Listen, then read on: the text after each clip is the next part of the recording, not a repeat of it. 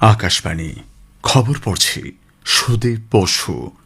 এখনকার বিশেষ বিশেষ খবর হল, প্রধানমন্ত্রী নরেন্দ্র মোদী আজ ইসরায়েলের প্রধানমন্ত্রী বেঞ্জামিন নেতানিয়াহুর সঙ্গে টেলিফোনে দুদেশের কৌশলগত অংশীদারিত্বকে আরও জোরদার করার পাশাপাশি সন্ত্রাসবাদের বিরুদ্ধে আপোষ না করার কথা পুনর্ব্যক্ত করেছেন।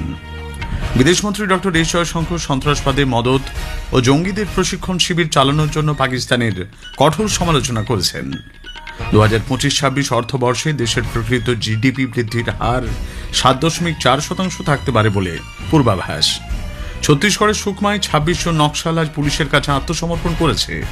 ভেনেজুয়েলায় মার্কিন সামরিক অভিযানের প্রেক্ষিতে 7 দিনের জাতীয় শোক পালনের ঘোষণা।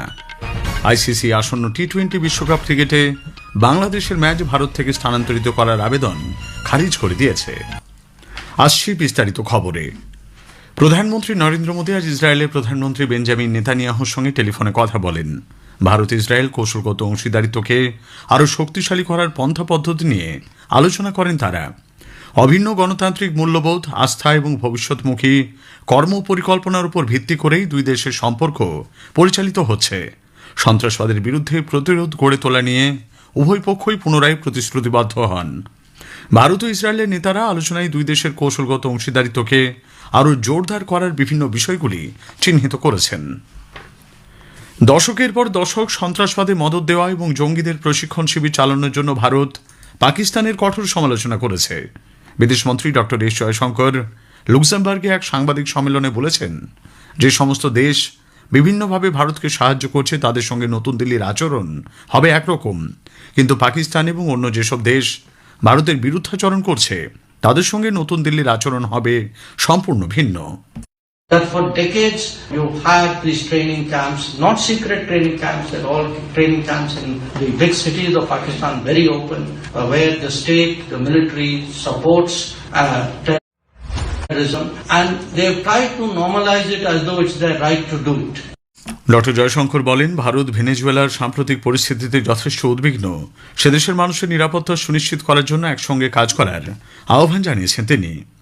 ইউরোপের সঙ্গে ভারতের সম্পর্ক এক নতুন মাত্রায় পৌঁছবে বলে বিদেশমন্ত্রী আশা প্রকাশ করেন। ইউরোপীয় ইউনিয়ন ইইউ এবং লুক্সেমবার্গের সঙ্গে সম্পর্ক আরও উন্নত করতে ভারত আগ্রহী বলে তিনি জানান। There will be a significant business delegation coming out of Luxembourg, many more ministerial visits, a much deeper interaction as a follow-up to what were the discussions that I had. So I'm sure in your particular cases, in some way or the other, it would probably be of interest to you professionally and personally. সড়ক পরিবহন ও মহাসড়ক মন্ত্রী নীতিন গাডকারি বলেছেন, সড়ক নির্মাণে bio বিটুমিনের বাণিজ্যিক উৎপাদন শুরু করে ভারত বিশ্বের প্রথম দেশ হয়ে উঠেছে। বিটুমিন হল অপরিশোধিত তেল থেকে তৈরি কালো আঠালো পদার্থ, যা সড়ক নির্মাণে গুরুত্বপূর্ণ বাধাই উপাদান হিসেবে ব্যবহৃত হয়। নতুন দিল্লিতে সিএসআইআর প্রযুক্তি হস্তান্তর অনুষ্ঠানে বক্তব্য রাখতে গিয়ে শ্রী গডকারি এই ঐতিহাসিক সাফল্যের জন্য সিএসআইআরকে ধন্যবাদ জানান। তিনি বলেন, এই উদ্যোগ ফসলের অবশিষ্টাংশ পোড়ানোর ফলে সৃষ্ট দূষণ কমাতে সহায়ক হবে।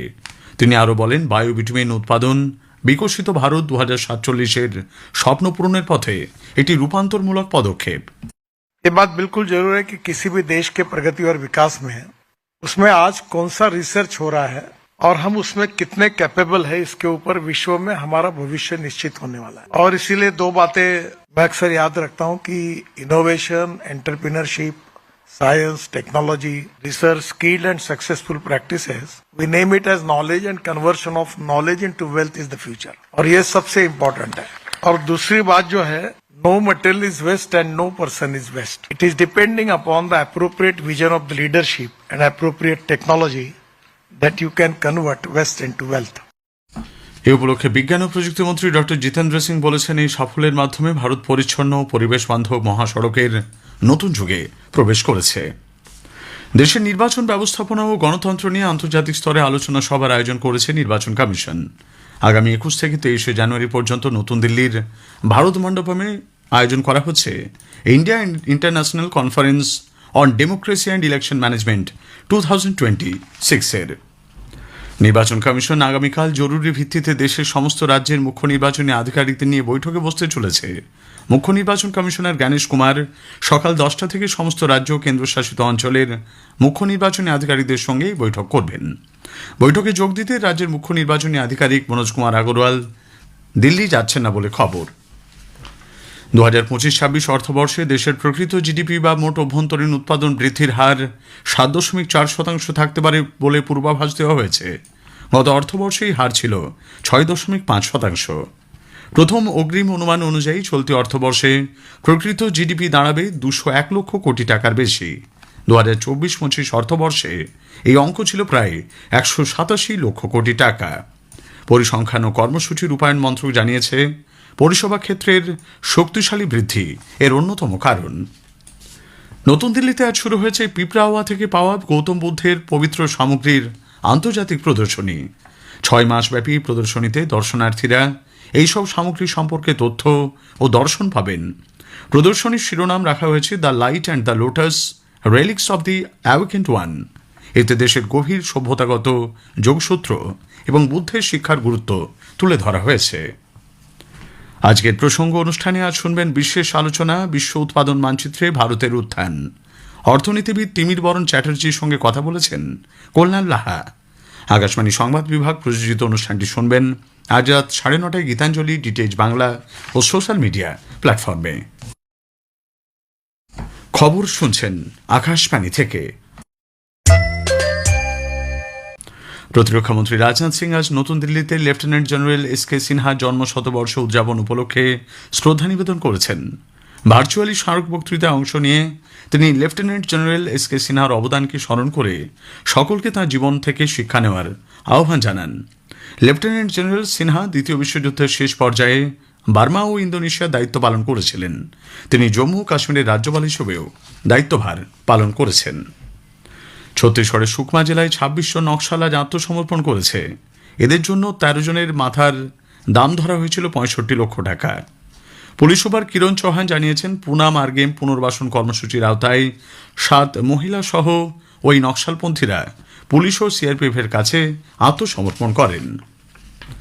শিল্প ও সাহিত্য ক্ষেত্রে উৎসর্গীকৃত অখিল ভারতীয় সংগঠন সংস্কার ভারতী মর্যাদাপূর্ণ ভারতমণি সম্মান 2025-এর প্রাপকদের নাম ঘোষণা করেছে। ছত্তিশগড়ের বিশিষ্ট লোকশিল্পী তথা পাণ্ডবানী গায়িকা প্রভা যাদব এবং মহারাষ্ট্রের পুনের খ্যাতনামা চিত্রশিল্পী চিন্তামণি হাসাবিনভিস এই সম্মান পাচ্ছেন। সংস্কার ভারতীর সর্বভারতীয় সাধারণ সম্পাদক অশ্বিন দালভি জানিয়েছেন, এই সম্মান উৎসর্গ করা হয়েছে নাট্যশাস্ত্রের রচয়িতা মহর্ষি ভরতমুনিকে। বাংলাদেশের নওগাঁওতে স্থানীয়দের আক্রমণ থেকে বাঁচতে গিয়ে জলে ডুবে মিঠুন সরকার নামে এক যুবকের মৃত্যু হয়েছে। মহাদেবপুর উপজেলার ভান্ডারপুর গ্রামের 25 বছর বয়সী ওই যুবকের বিরুদ্ধে চুরির অভিযোগ তুলে একদল ব্যক্তি চকগৌরী বাজার থেকে তাকে ধাওয়া করে। পালানোর সময় একটি খালে মিঠুন ঝাঁপ দেন। পরে সেখান থেকেই তার দেহ উদ্ধার হয়েছে। ভেনেজুয়েলায় কারাকাসে মার্কিন সামরিক অভিযানের প্রেক্ষিতে কার্যনির্বাহী রাষ্ট্রপতি ডেলসি রড্রিগেজ সেখানে 7 দিনের জাতীয় শোক পালনের ঘোষণা করেছেন।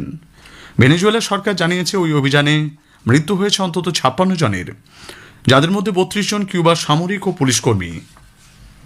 মার্কিন রাষ্ট্রপতি ডোনাল্ড ট্রাম্পের গ্রিনল্যান্ড অধিগ্রহণ সংক্রান্ত মন্তব্যের প্রেক্ষিতে স্পেন আবারও ডেনমার্ক ও গ্রিনল্যান্ডের জনগণের প্রতি দৃঢ় সমর্থন ব্যক্ত করেছে। দেশটির প্রধানমন্ত্রী পেদ্রো সানচেজ সামাজিক মাধ্যমে বলেছেন, স্পেন ছাড়াও জার্মানি, ফ্রান্স, ইটালি, পোল্যান্ড এবং ব্রিটেন ডেনমার্ক ও গ্রিনল্যান্ডের প্রতি তাদের দৃঢ় সমর্থন পুনর্ব্যক্ত করেছে। আন্তর্জাতিক ক্রিকেট নিয়ামক সংস্থা আইসিসি চলতি বছরে টি-20 বিশ্বকাপ ক্রিকেটে বাংলাদেশের ম্যাচ ভারত থেকে অন্যত্র স্থানান্তরিত করার আবেদন খারিজ করে দিয়েছে। নিরাপত্তার প্রশ্ন তুলে বাংলাদেশ ক্রিকেট বোর্ড টি-20 বিশ্বকাপ ক্রিকেট খেলতে ভারতে আসতে অস্বীকার করেছে। শেষ করার আগে খবরের বিশেষ কিছু অংশ আরও একবার। প্রধানমন্ত্রী নরেন্দ্র মোদী আজ ইসরায়েলের প্রধানমন্ত্রী বেঞ্জামিন নেতানিয়াহুর সঙ্গে টেলিফোনে দুদেশের কৌশলগত অংশীদারিত্ব আরও জোরদার করার বিষয়ে আলোচনা করেছেন। বিদেশমন্ত্রী ডক্টর এস জয়শঙ্কর সন্ত্রাসবাদের মদত ও জঙ্গি প্রশিক্ষণ শিবির চালানোর জন্য পাকিস্তানের কঠোর সমালোচনা করেছেন।